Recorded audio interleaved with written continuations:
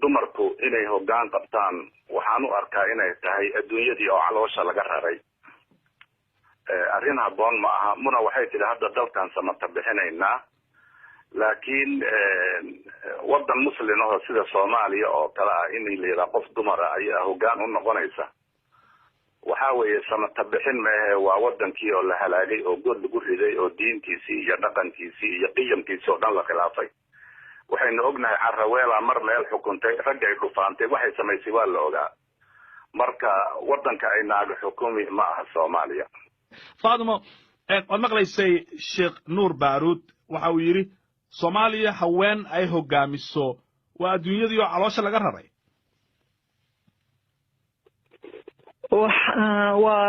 wax aad iiga yaabiyay waana arin ayaan dara aan u arko sababtoo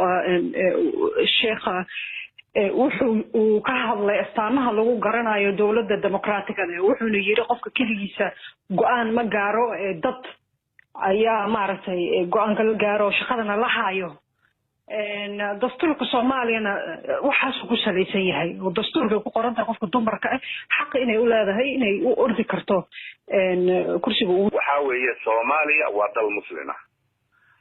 adiguna sida rajeynaya gabar Soomaaliya muslima tahay marka adigu meel kale ha aadin su'aasha koowaad waxa weeye waa inaad ka bartiiraysid diinta islaamku maxay ka qabtaa qof dumar inay dawlad islaam inay hogaamiso oo madax u noqoto arrintu halka warka kale in la isku daariyaba ma halkaas oo ay qof dumar taagto maxaa ku qasbad dadka si wadaadada sheeganayo inay markaas ay maartay soo naaxaan ama ay qayliyaan dalkan 26 sano ayaa dhibaato loo geysnay dhiigiisa la qubayay oo dadka masaakiinta maartay dalkooda alaabtooda laga bursanayo oo maalkooda laga xadaayo oo dadkii oo sujuud ku jiro la dilaayay may hadlaan wadaadadan haddii Soomaaliya diinta lagu dhaqaayo ma anaka soo istaagi lahayn rabshadan dhan ma qabil lahayn war meeshaas waxa ka jiro waqtigan xaadirka wax diin ku saabsan horta ereygan oo markasta markii dumarka laga hadlayo la leeyahay naag meeshan madax kama noqon karto ereygaas naftiisa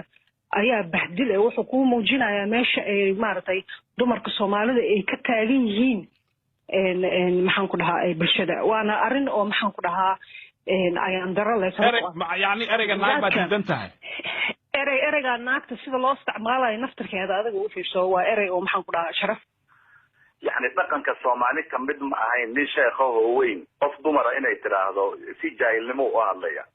يعني ما adiga xadiiskan hadda adiga inay ka wada ma malaynay laakiin macnaha waxay ka hadlaysaa hatta wadaad kale inay ka wada anagu kuwa wax qarxiyana manihin waana ka soo horjeednaa laakiin hade ma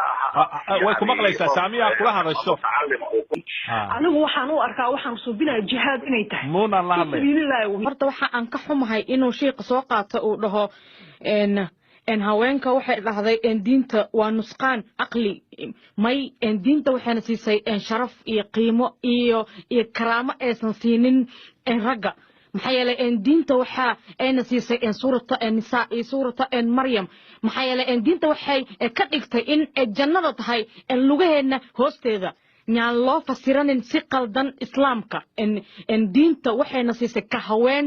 sharaf iyo qiimo iyo karaamo meesha ugu dambaysa aadana inteeda kalena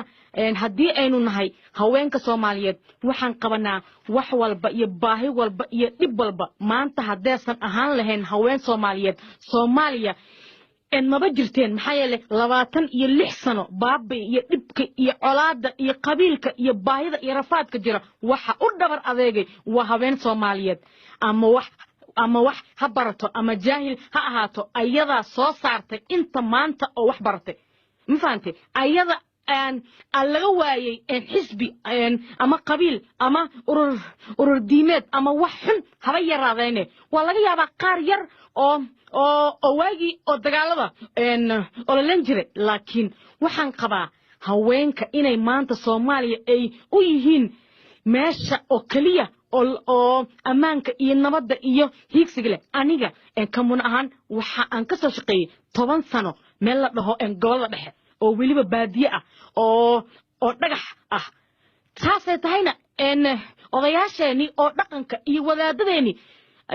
maalin walba waa lii duceeyaa anigoo ah gabadhooda oo xishmo iyo sharaf iyo qiimo iyo karaamo ku leh haddii aan kusii sheego runtana xataa ma qaato jilbaab anigoo wata qimaarkayga aan baadiye ka shaqeeyaa waxaana liiga duceeyaa masaajidada